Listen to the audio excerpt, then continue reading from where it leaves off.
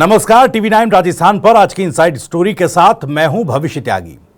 उपचुनावों से पहले फिर एक बार आरपीएससी को भंग करने का सवाल राजस्थान की सियासी फिजाओं में गूंजने लगा है और यह सवाल आखिर उपचुनाव से पहले ही क्यों उठा है, इसी को आज इनसाइड स्टोरी में डिकोड करने की आपके लिए कोशिश करेंगे। देखिए, अपनी एक जनसभा में फिर एक बार सचिन पायलट ने आरपीएससी को भंग करने की मांग का मुद्दा उठाया। उन्होंने याद दिलाया किस तरीके से पूर्व की गहलोत सरकार में, यानी कांग्रेस की ही पूर्व सरकार में, सचिन पायलट ने अजमेर से लेकर जयपुर तक एक यात्रा निकाली थी और किस तरीके से आरपीएससी को भंग करने के लिए अपनी आवाज बुलंद की थी।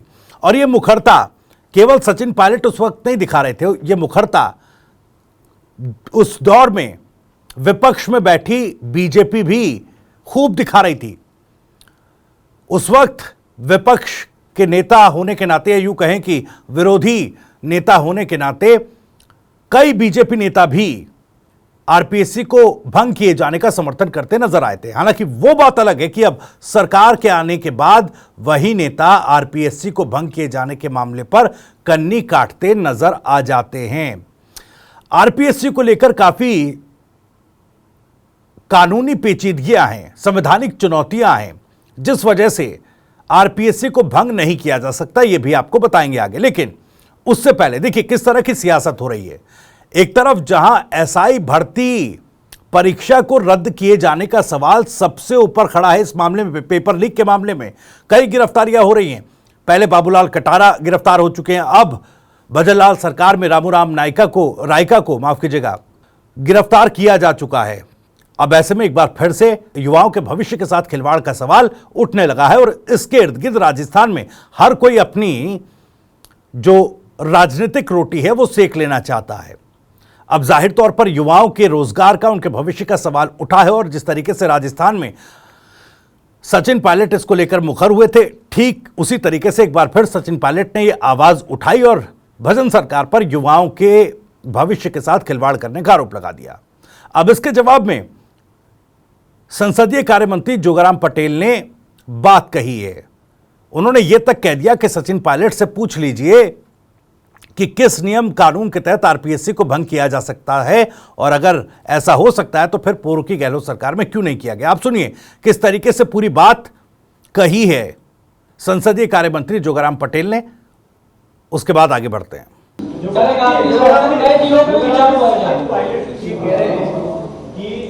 आपने चुनाव के अंदर वादा किया था कि आरपीएससी का पुनर्गठन करेंगे, तो क्या सरकार ये विचार रखती है कि इसके बाद में आरपीएससी में कोई बदलाव को लेकर? मेरा सभी साथियों से निवेदन है, सचिन पायलट जी ने कहा वो अपनी जगह है, अपनी सरकार के कार्यकाल का दौरान वो नहीं कर पाए, उस कारणों में मैं नहीं जाऊंगा। लेकिन आप कृपया ध्यान दें, ये संवैधानिक पद है, संविधान में इसके प्रावधान जिस तरह से दिए हुए हैं वो किसी भी प्रदेश की सरकार को एकदम पुनर्गठन करने के अधिकार नहीं देता है। बहुत लंबी प्रक्रिया है और आप कहें तो कभी एक दिन रखे तो मैं तो पूरे आर्टिकल वाइज कितने आज दिन तक 3 स्टेटों ने ऐसा प्रयास किए कि हम उसका पुनर्गठन करें या किसी सदस्य को हटा देवें, तो उसकी जो प्रक्रिया है अप टू सुप्रीम कोर्ट तक जाने के बाद आती है, इसमें समय लगता है। इसीलिए पुनर्गठन करना जरूरी भी होता है, लेकिन संवैधानिक प्रक्रिया निभाने के उपरांत ही किया जा सकता है, बोलने से नहीं होता है। आपको कभी सचिन पायलट साहब से वार्ता हो तो अवश्य पूछे कि साहब कौन सी प्रक्रिया के तहत कब किया जा सकता है। तो देखा आपने किस तरीके से संसदीय कार्य मंत्री जोगाराम पटेल भी नियम, कायदे, कानूनों का हवाला देकर इस सवाल से बचते आए कि आरपीएससी को भंग किया जा सकता है या नहीं। या जो दावे, देखिए सचिन पायलट ने तो अपनी सरकार के रहते हुए भी आवाज उठाई थी। उस वक्त बीजेपी के तमाम नेता, चाहे तत्कालीन प्रदेश अध्यक्ष सीपी जोशी हों, राजेंद्र राठौर हों, तब सब नेता एक स्वर में आरपीएससी को भंग करने के लिए तत्कालीन गहलोत सरकार पर दबाव बनाने में लगी थी और आरोप लगाने में लगी थी। लेकिन अब देखिए, मैं आपको वो भी सुनवा देता हूं किस तरीके से बीजेपी के भीतर भी उस वक्त विपक्ष में रहते हुए आवाज उठ रही थी। जरा सीपी जोशी साहब ने कहा था, लेकिन राजेंद्र राठौर साहब की एक बाइट हमारे पास है, हम जरा वो बाइट सुनवाते हैं और फिर आगे ये चर्चा जो है वो जारी रखते हैं। आरपीएससी को इस मौजूदा स्वरूप को भंग तत्काल करना चाहिए। अब तक आरपीएससी की जितनी परीक्षाएं हुई है वो सारी शासन की जांच होनी चाहिए। मैं चाहूँगा कि अगर किसी तरह कोई बदलाव का संभावना कहीं होगी, उसमें मैं सबसे पहले ये मांग करूँगा हमारी सरकार से कि सारी भर्तियों की जांच करो। तो देखा आपने जिस तरीके से राजेंद्र राठौड़ ने आरपीएससी को भंग करने की बात कही, इसी तरीके से तत्कालीन जो प्रदेश अध्यक्ष थे सीपी जोशी साहब, उन्होंने भी आरपीएससी को भंग करने का एक दबाव सरकार पर, पूर्व सरकार पर बनाया था। लेकिन अब इस मामले पर देखिए, खालिस राजनीति राजस्थान में रह गई, उपचुनाव सर पर है। और ऐसे में कई ऐसे मुद्दे, क्योंकि एसआई भर्ती परीक्षा का मामला एक तरीके से कहें तो सरकार के लिए, भजन सरकार के लिए भी जी का जंजाल बन गया है, गले की फांस बनता नजर आ रहा है। क्योंकि इस मामले में एक के बाद एक गिरफ्तारियां हो रही है। सरकार ये बताने में लगी है कि देखिए, पेपर लीक को लेकर भजन सरकार सक्रियता से काम कर रही है और किसी भी भ्रष्टाचारी को या पेपर लीक माफिया को छोड़ा नहीं जाएगा, यह संदेश देने की कोशिश कर रही है। लेकिन इसमें एक पेचीदगी भजन सरकार के लिए भी ये उठ गई है, क्योंकि अब कई ऐसे युवा हैं, कई ऐसे संगठन हैं जो इस भर्ती को रद्द किए जाने की मांग कर रहे हैं। अब सरकार इस पर कंफ्यूजन में है कि अगर इस पर कोई एक्शन नहीं लिया गया तो फिर युवाओं की नाराजगी उपचुनावों में भी झेलनी पड़ सकती है और आने वाले समय के लिए कांग्रेस के लिए या विरोधी दलों के लिए बड़ा मुद्दा हो सकता है।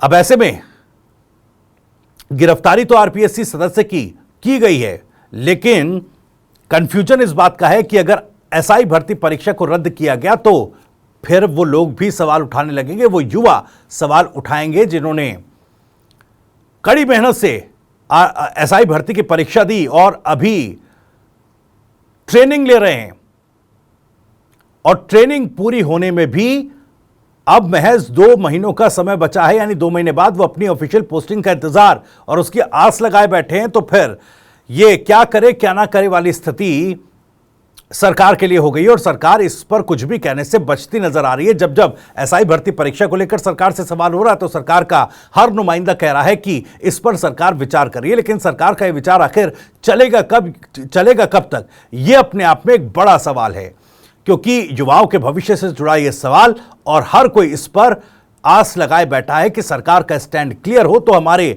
भविष्य की जो द्वार हैं वो खुले और भविष्य के सामने जो एक ये पेपर लीक का काला पर्दा पड़ा हुआ है ये थोड़ा छटे और थोड़ी रोशनी नजर आए सरकार के फैसले से। लेकिन सरकार अभी खुद इस फैसले को लेकर अंधेरे में नजर आती है। अब देखिए, आरपीएससी पर भी कुछ इसी तरह की स्थिति सरकार की हो गई है, क्योंकि पहले विपक्ष में रहते हुए आरपीएससी को भंग करने की पुरजोर मांग बीजेपी की तरफ से उठाई जा रही थी, लेकिन अब कन्नी काटी जा रही है। अब कहा जा रहा है कि यह बड़ी लंबी चौड़ी प्रक्रिया है, संवैधानिक प्रक्रिया, और इस तरीके से आरपीएससी को भंग नहीं किया जा सकता। लेकिन सवाल ये उठ रहा है कि देखिए, विपक्ष में रहते हुए बीजेपी की तरफ से मांग हो रही थी, अब कन्नी काटी जा रही है। पहले अपनी ही सरकार के खिलाफ मोर्चा खोले सचिन पायलट, तब भी आवाज उठा रहे थे, तब भी कह रहे थे आरपीएससी को भंग किया जाए, और आज भजन सरकार में भी वो इस तरह की मांग कर रहे हैं। और लेकिन गहलोत सरकार में भी वो आरपीएससी को भंग करने की मांग पर मंजूरी, या यूं कहे कि उस मांग को अपनी ही सरकार में मनवा नहीं पाए थे। तो आखिर क्या वजह है, क्या कानूनी पेचीदगियां हैं आरपीएससी को भंग किए जाने में? देखिए, जितने भी चयन लोक सेवा आयोग हैं किसी भी प्रदेश का, उसमें इस तरह की स्थिति कभी नहीं बनी कि किसी भी प्रदेश में लोक सेवा आयोग को भंग कर दिया गया हो। इस तरह की घटना पहले कभी सामने नहीं आई है।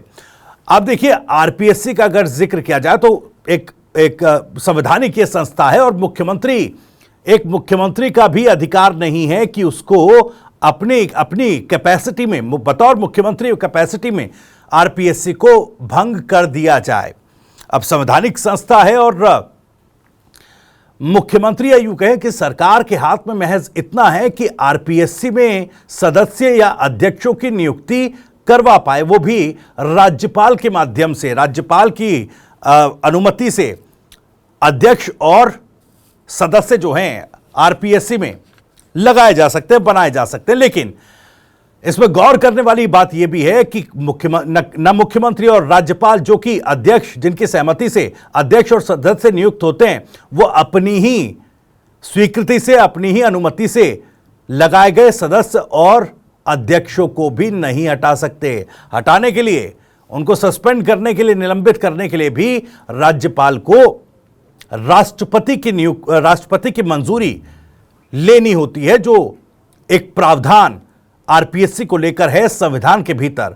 अब संवैधानिक प्रक्रिया के मुताबिक तो अगर किसी भी सदस्य और अध्यक्ष को नियुक्त सदस्य और नियुक्त अध्यक्ष को हटाने के लिए अगर कोई फैसला लेना होगा तो इसमें आरपीएससी को भंग करने के लिए सरकार अगर कोई प्रावधान करना चाहती है तो इसमें सरकार के पास विकल्प यह है कि सरकार पहले विधानसभा से बिल पास कराए, उसके बाद राज्यपाल की उस पर मुहर लगे और राज्यपाल जो है, राजभवन जो है वो राष्ट्रपति से इसको लेकर मंजूरी ले, तब जाकर कहीं आरपीएससी भंग की जा सकती है कानूनी और संवैधानिक प्रावधानों के मुताबिक। लेकिन यह बड़ी लंबी चौड़ी प्रक्रिया है और इस तरह पूरी संवैधानिक संस्थान को भंग किए जाने का या पूरी संवैधानिक एक स्ट्रक्चर को भंग किए जाने जैसे मामले पहले किसी भी प्रदेश में सामने नहीं आए और कानूनी पेचीदगियों के चलते ही भले बीजेपी हो या फिर कांग्रेस के कुछ नेता आरपीएससी को भंग करने की मांग को अब तक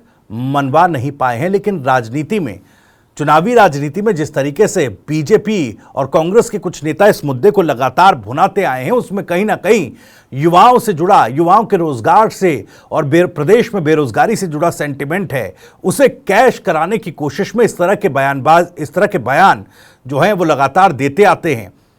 और एक बार फिर उपचुनाव से पहले राजस्थान में उसी तरह की तस्वीर, उसी तरह की सियासत देखी जा रही है, जहां पर आरपीएससी को लेकर, युवाओं के भविष्य को लेकर एक बार फिर सवाल खड़े किए जाने लगे हैं। आरपीएससी को लेकर सवाल पूछा जाने लगा। अब देखिए हुआ क्या।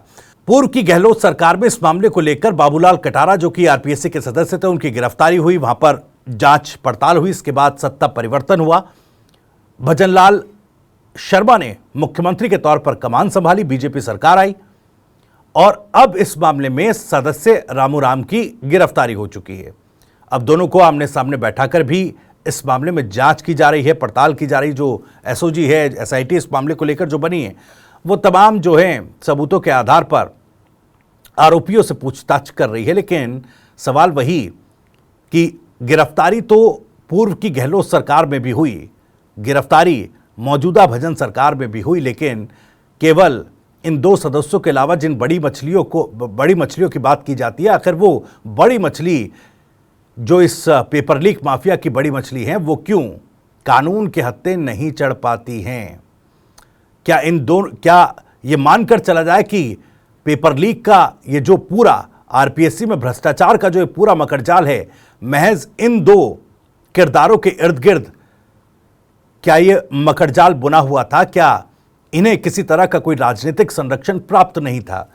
खैर, ऐसे कई सवाल हैं, लेकिन अब सबसे बड़ा सवाल तो यही उठता है कि जिस तरीके से पेपर लीक और अब युवाओं के भविष्य को लेकर और आरपीएससी को लेकर सवाल उठने लगे हैं, क्या उपचुनावों से पहले प्रदेश में महज राजनीति इस मामले पर गरमाएगी? क्या केवल खालिस चुनावी रोटियां इस मामले पर, इस मुद्दे पर सेकने की कोशिश राजनेता करते नजर आएंगे? यह अपने आप में बड़ा सवाल, क्योंकि देखिए भजनलाल सरकार, मैंने आपको बीते दिन भी इनसाइड स्टोरी में बताया था कि एक नई टास्क में जुटी है, किस तरीके से संकल्प पत्रों को उन वादों को पूरा करके जनता को ये कन्वे किया जाए कि अपने वादों को सरकार में आने के 10 महीनों के बाद गंभीरता से लिया गया और उनको पूरा किया गया है। लेकिन अगर पेपर लीक जैसे मुद्दे, आरपीएससी को भंग किए जाने जैसे मुद्दे फिर से राजस्थान की राजनीति में गर्म होते हैं, तो कहीं ना कहीं बीजेपी के लिए अपने आप में यह बड़ी चुनौती बन जाएगा, क्योंकि आरपीएससी को भंग किए जाने का मामला तो वैसे भी भजन सरकार के लिए, या यूं कहें बीजेपी सरकार के लिए गले की फांस बन ही गई है। खैर, इस इनसाइड स्टोरी में इतना ही। अगर आपको वीडियो और जानकारी पसंद आई हो तो वीडियो को लाइक करें, ज़्यादा से ज़्यादा शेयर करें। आप भी इस मामले पर कुछ कहना चाहते हैं तो कमेंट बॉक्स आपके लिए खुला हुआ है। अपनी बात, अपना सवाल, अपनी राय कमेंट बॉक्स के जरिए आप हम तक पहुंचा सकते हैं। राजस्थान स्टूडियो और भी तमाम खबरों को सबसे पहले जानने के लिए सब्सक्राइब जरूर करिए। TV9 राजस्थान। नमस्कार।